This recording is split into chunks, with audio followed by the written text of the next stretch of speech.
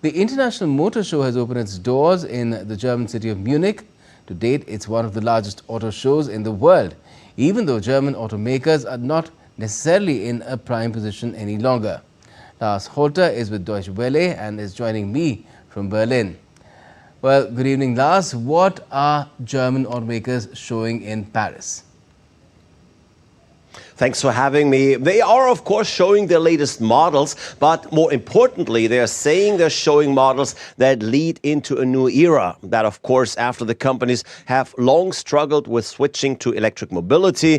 For too long, they've held on to combustion engine cars, and even though they have all had battery-driven models out for years now, they haven't been doing that well. All that is about to change, say the companies at least.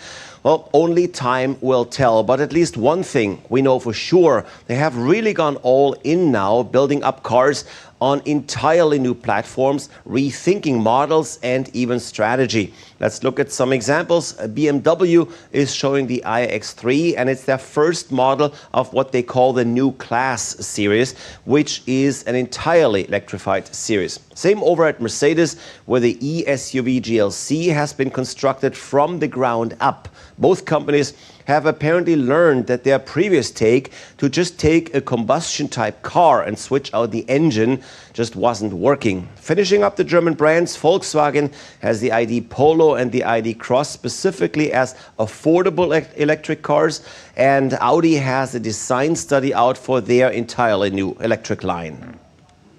And Lars, what's the mood in Munich like? What are the car companies thinking about their future, especially lots of competition coming from the Chinese?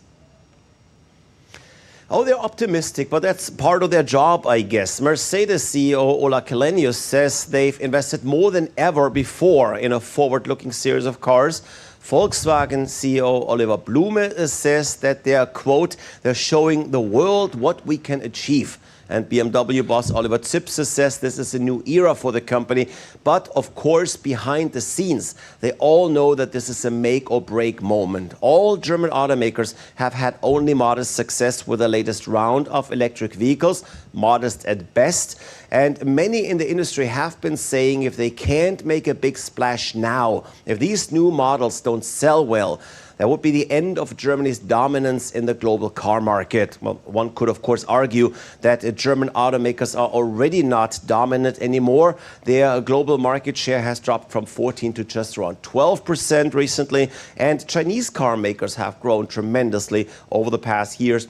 But at least German car makers still have a good name out there. The brands are still strong, but it's clear that won't be enough to keep them afloat for much longer.